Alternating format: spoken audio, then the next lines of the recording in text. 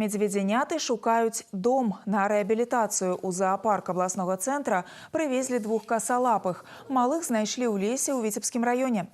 На месцы эколагі усталявалі фотапасткі. Яны і зафіксавалі, што мядзведзіца не вярталася да дзяцей на працягу 2 дзён.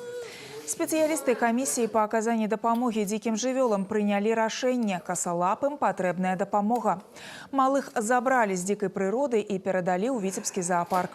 Цяпер іх жыццю і здароўю нічога не пагражае. Медведзяняты набіраюцца сіл пад чулым наглядам прафесіяналаў. Ну, уход за медведем, вообще за любым маленьким детенышем, достаточно сложно. Это 24/7, ты с ними находишься вместе. Создавая им все благоприятные условия для того, чтобы они нормально росли и развивались.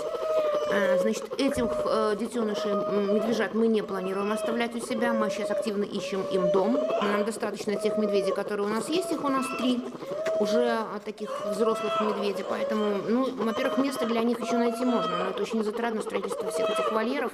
Поэтому мы приняли решение о том, что мы просто их будем пристраивать.